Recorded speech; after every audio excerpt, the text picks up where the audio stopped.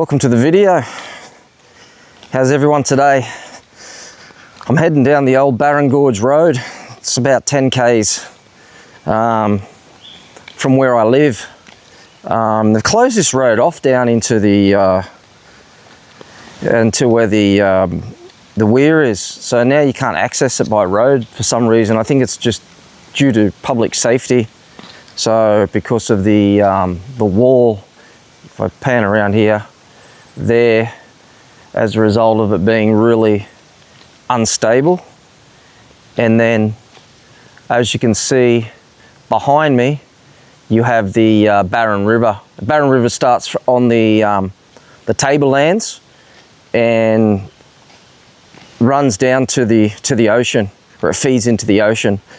And certain times of the year, it's great for barramundi fishing, especially the wet season and when we get a lot of rain. So you get a lot of people fishing down there in one part of the Barron River where you can do well if you're into fishing. I used to be into fishing, but I'm sort of not into it no more. I guess because I'm just too busy with work in general, which is a bit of a bugger. But I'm occupied with other stuff anyway, so it's no big drama, I guess.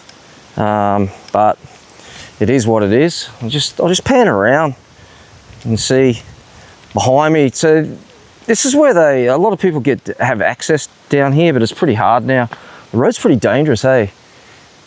You can see the Barron River behind me. We're right in the rainforest, right in the gorge. This is the Barron Gorge here. And we've got a lot of waterfall activity, and it's a bit of a tourist spot.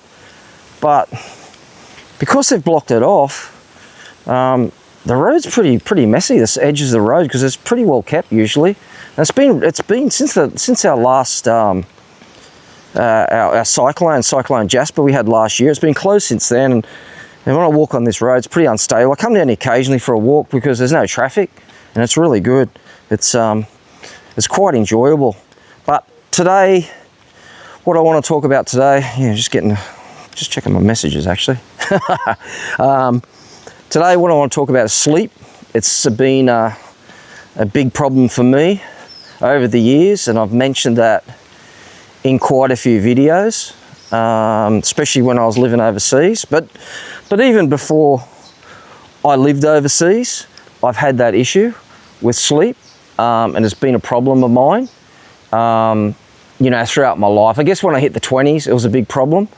And of course, if you have a lack of sleep or losing sleep, it eventually takes a toll on you. And you can, like I said, you can hit the wall in a number of ways. And also, it's pretty hard to get things done, isn't it? If you haven't slept for days on end, or minimal sleep, when I was getting minimal sleep back in the day, living on 3 to 4 hours sleep, eventually it's going to take its toll. So I want to talk about sleep today.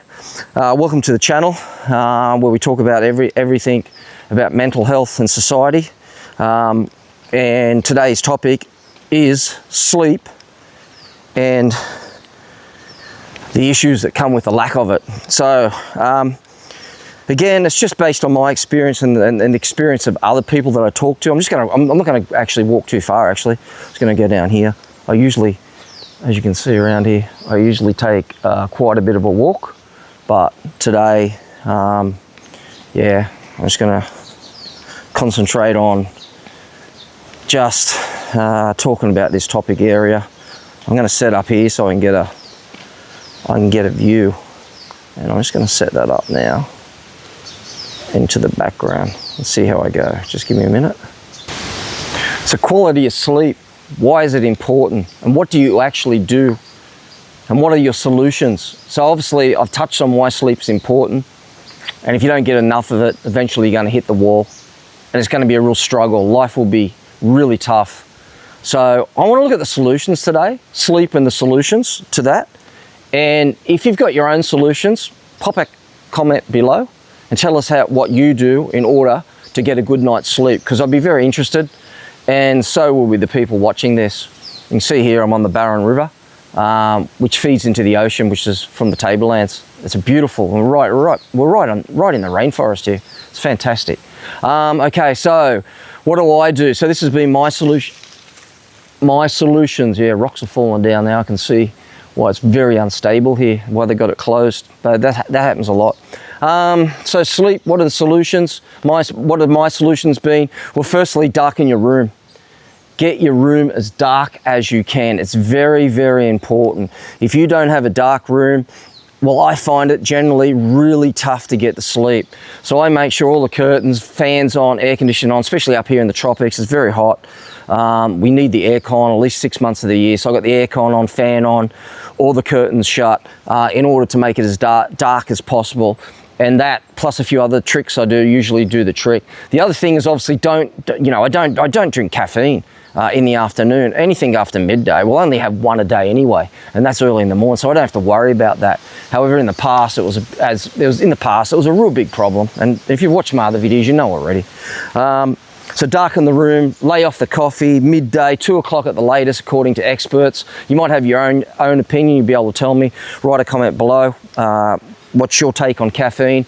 I know my father, he can drink it until 8 o'clock at night, no problem. And some people are wired like that. They're quite lucky.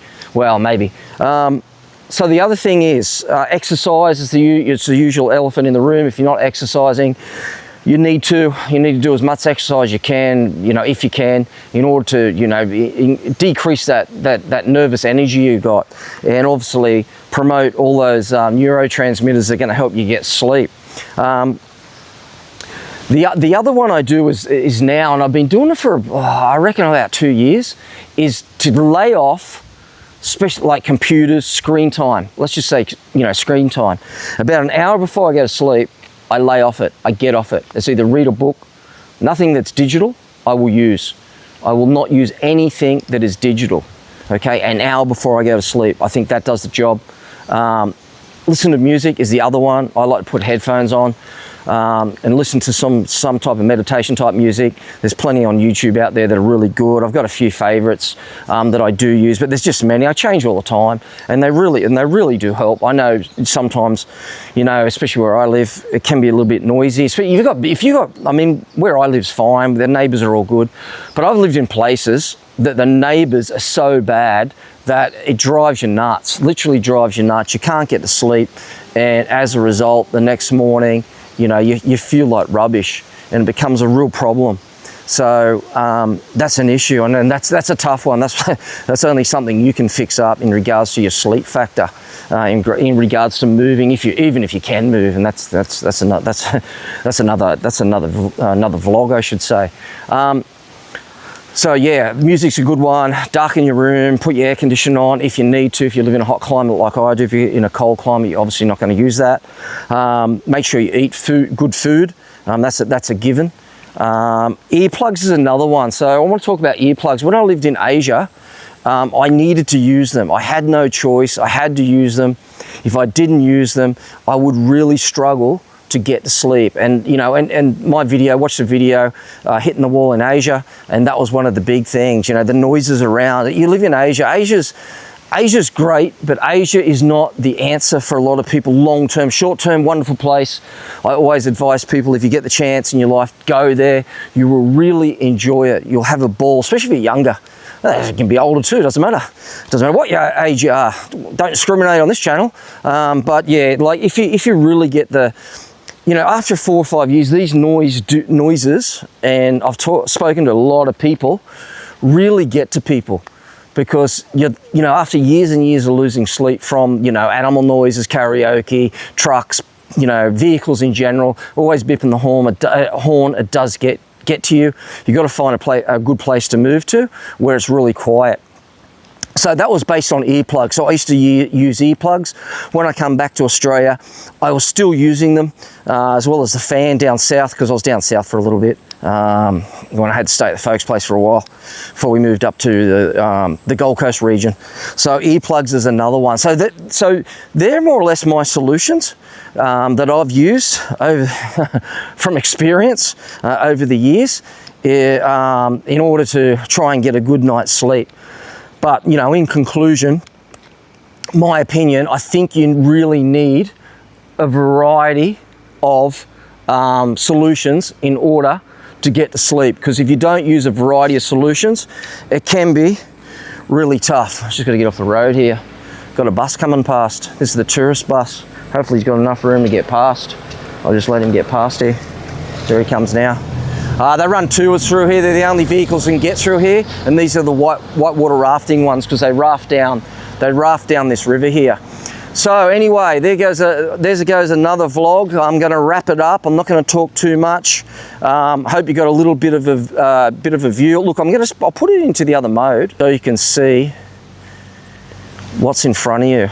It's an amazing place, and there's actually a railway that runs along the side of the cliff. It's the Kuranda Railway, and it's a scenic railway trip. It's a tourist trip, and it goes to the top to Kuranda. It drops the tourists off up there, and then later on they can come down using the Sky Rail. So it's connected both with the